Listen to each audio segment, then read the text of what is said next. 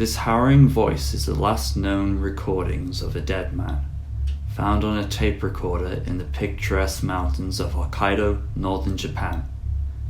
This is the story of the mysterious SOS incident.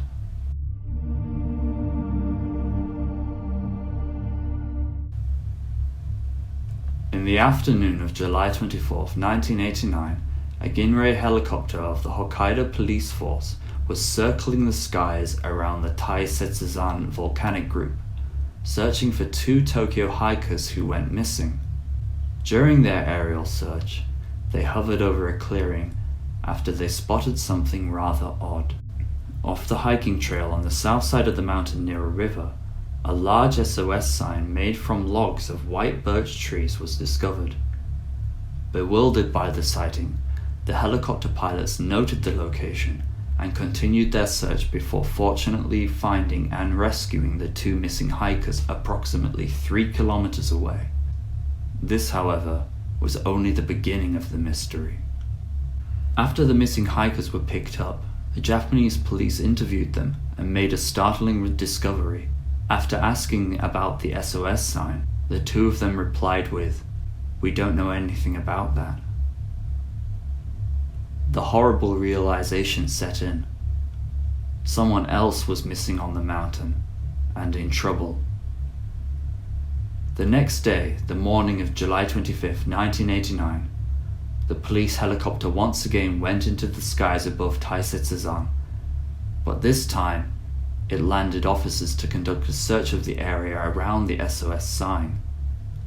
What they found was what they feared most: human remains. Scattered around the site were fragments of human bones that showed signs of animal bites. No flesh was found, showing that the bones had been there for a long time. But surprisingly, this wasn't the strangest thing they discovered. Around 100 meters away from the site was a discarded knapsack. Inside it, among many ordinary personal items, was a tape recorder with 4 tapes.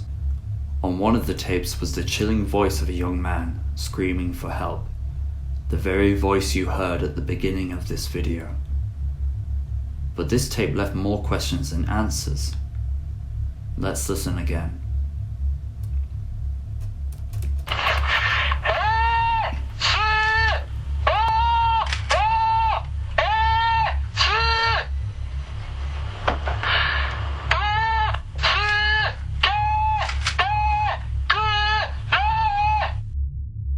First of all, why did the man speak this way?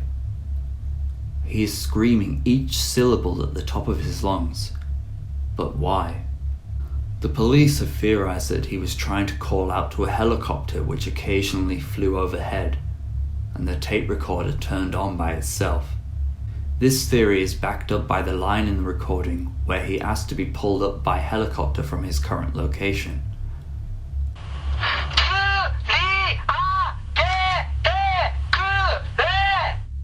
They believe that he would have moved around, swinging his arms in the air to get the pilot's attention, which could have inadvertently turned the recorder on. Saying each syllable like he did also would have made his voice easier for people to hear over the sounds of the helicopter blades. Another theory brought forward by the police was that he recorded his voice in this way purposely, because screaming over and over would soon wear out his voice. The strange way of speaking would leave an impression on any who heard it, so they would come to investigate. Unfortunately, these are only theories, and the reason why the man did this will never be known. By now you're probably wondering who this man was. The items found around the SOS sign give us an idea of his personality, as well as his identification. I previously mentioned that 4 tapes were found, including the recording of a man screaming for help.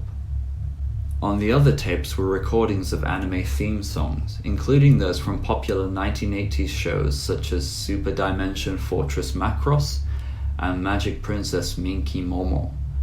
Coupled with the anime illustrations on the tape cases, this allowed police to suspect that the person was a big anime fan, or otaku.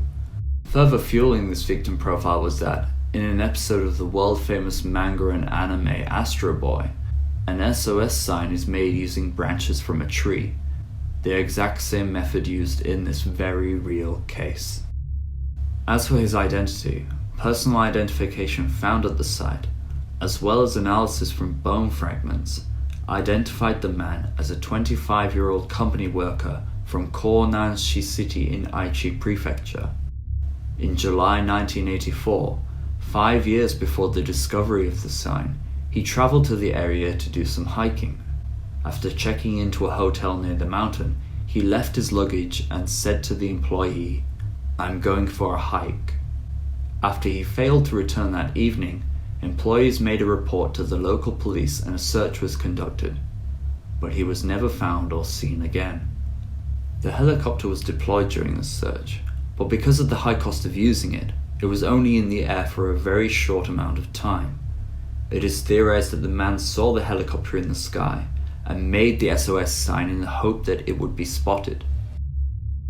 There are two things about this sign that have stood out to police since the beginning.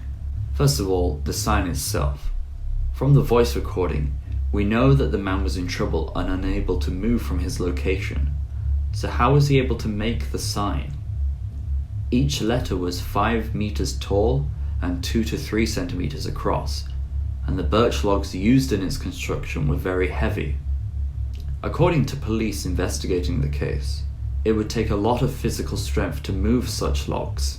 In fact, the person would need to be stronger than the average man to be able to build the sign all by themselves. If this man had such strength left, why did he not try to find rescue? There were popular hiking trails nearby where he could have walked to, so why stay behind and waste energy and time building a huge sign? If he was injured, how was he capable of creating a large sign that even a healthy person would struggle to build? Second, the recording itself. There is one line that sticks out to police. "I can't get down from the cliff."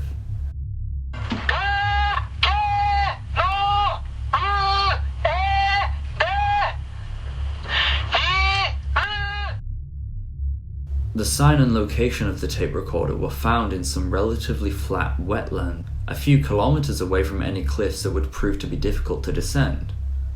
So what does this mean? Was the tape recorded in a different place? Did he manage to climb down from a cliff and descend the mountain until he was unable to carry on? Was he confused and gave inaccurate information? Or was this whole thing an elaborate plan to cover up foul play and throw police off with a red herring? We will never know the answers to these questions. The only theory that makes a little bit of sense is the two boulders theory. Along the hiking trail up the mountain is an almost perfectly square boulder nicknamed the Safe due to its unusual shape. It is used as a landmark to lead people down the mountain towards town. Nearby, however, is another square boulder nicknamed the Fake Safe. This boulder is near a trail that leads back around the mountain to a steep, treacherous area. It is very easy to mistake the fake safe for the real one, especially when the mountain gets foggy or it has been raining. Could the steep, cliff-like area it leads to have been the cliff he was referring to in his recording? Again, we will never know. I can't help but feel sad for this man. I wonder what he felt all alone in a strange place, what was going through his mind during his final moments. While many questions will forever remain unanswered, I am at least glad that his eventual fate is known and his family can get closure. One of the biggest lessons we can learn from this story is to never underestimate nature. If you plan to go hiking in an area you're not familiar with, plan thoroughly and go with a friend, because that lovely scenic hike you take could easily become your last. Thank you for watching my first YouTube video. If you enjoyed it, please give it a thumbs up and leave a comment to let me know what you thought. Also, if you're interested in learning more about strange stories and unsolved mysteries from Japan, please subscribe. Until next time, goodbye.